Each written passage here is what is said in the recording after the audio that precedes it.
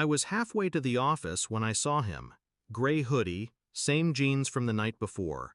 He was supposed to be home with Ava, our daughter, curled up in bed with a fever. But there he was, laughing, sliding into the passenger seat of a sleek, unfamiliar black car. The woman driving? Red lipstick, bare shoulders. A kiss planted so casually on his cheek, you'd think they'd done this 1,000 times. I didn't cry, didn't honk, didn't scream. I followed. We met 9 years ago. He was the one who found my phone after I dropped it at a concert. Tall, disarming, with this kind of lazy charm that made everything feel like a joke we were both in on. He made me feel chosen, like the world paused when I spoke and he was the only one listening. I married him 2 years later, and when Ava was born, I thought we were complete. Turns out, I was the only one playing house. It started slowly. He stopped asking about my day, stopped touching me unless someone was watching. He started working late more often. His phone lived face down. He never let it out of sight. Once I caught a perfume scent in our car that wasn't mine. He said I was being paranoid, and for a while I believed him. Because I wanted to believe him, because I needed the lie more than I could face the truth. Until that morning. Until I followed him. They pulled into a high-rise condo 20 minutes away.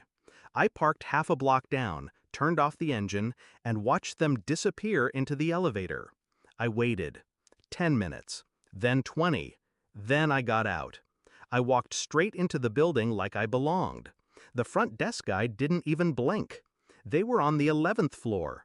I rode the elevator with my heart pounding like a war drum, but my face?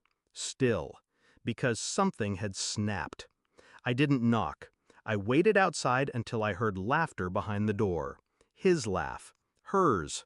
Something inside me calcified.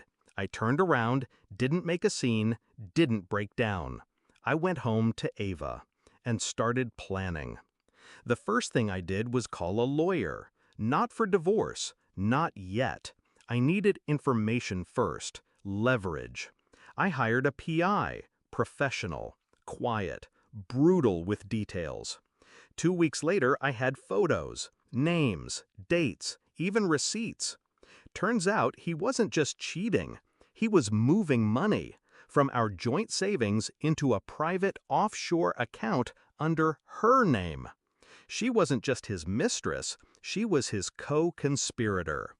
I spent the next month making moves. I documented everything, took screenshots, downloaded bank statements, recorded conversations when he forgot I was even in the room. I mirrored his phone while he slept, and I smiled at breakfast. Perfect wife, clueless, tired from work, worried about Ava. He never suspected. Then I pulled the thread that unraveled him. I told him I was promoted, said it came with a small bonus. He lit up. Maybe we can finally get that beach trip.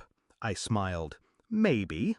Then I offered to put the money in our shared account. He agreed, of course, but I didn't. I emptied it, legally, moved it into a trust under Ava's name, protected by a family attorney he'd never met. Then I reported the offshore transfers to the IRS. And then I waited. Until the day the walls closed in.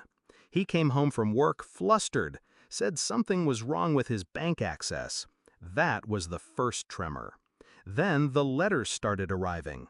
Audits, freezes, questions from people he couldn't lie to. And finally, he snapped. He cornered me in the kitchen. "What the hell did you do?" I just blanked. "You mean with our money? Or with your mistress?" He froze. I pulled a thick folder from the drawer and laid it on the counter. Photos, bank logs, screenshots, audio recordings. He paled. "You were supposed to be the stupid one," he said under his breath. "I was," I said, until I wasn't.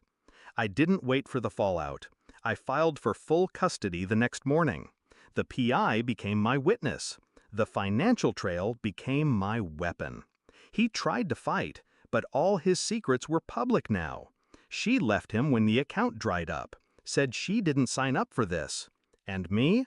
I walked into that courtroom calm, collected, and wearing the same gray dress I wore the day I followed him.